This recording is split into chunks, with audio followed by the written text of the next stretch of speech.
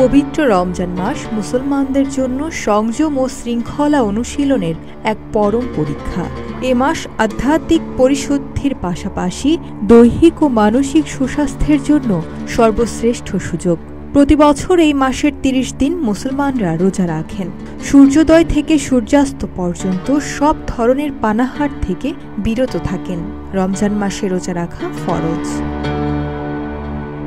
রোজা পালনের ক্ষেত্রে মহান আল্লাহ তাআলার নির্দেশ হল সূর্যোদয় ও সূর্যাস্তের সময় দেখে রোজা রাখতে হবে, অর্থাৎ যে অঞ্চলে যখন সূর্যোদয় হয় তার আগেই রোজা পালনকারী পানাহার বন্ধ করবেন এবং সূর্যাস্তের পর রোজা ভঙ্গ করবেন। যেহেতু বিভিন্ন দেশে দিন ও রাতের দৈর্ঘ্য সমান নয়, তাই রোজা পালনের ক্ষেত্রেও মুসল্লিদের কোথাও 10 থেকে 12 ঘন্টা, আবার কোথাও 17 থেকে 18 ঘন্টা রোজা রাখতে হয়।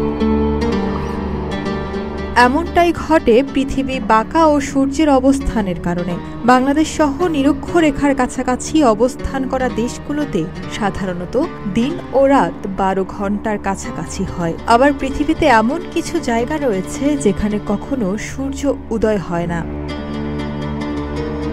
ইনফরমেশনের তথ্য অনুযায়ী গ্রিনল্যান্ড ও আলাস্কার মতো জায়গা যেখানে কখনো সূর্য অস্ত যায় না, সেখানকার মানুষদের মধ্যপ্রাচ্যের সৌদি আরবের সময় দেখে রোজা রাখার পরামর্শ দিয়ে থাকেন ইসলামিক স্কলাররা। কারণ মক্কা হল ইসলামের সবচেয়ে পবিত্রতম স্থান এবং সৌদি আরবেই শেষ নবী হযরত মুহাম্মদ সাল্লাল্লাহু আলাইহি ওয়াসাল্লামের উপর নাজিল হয়েছিল পবিত্র কোরআন।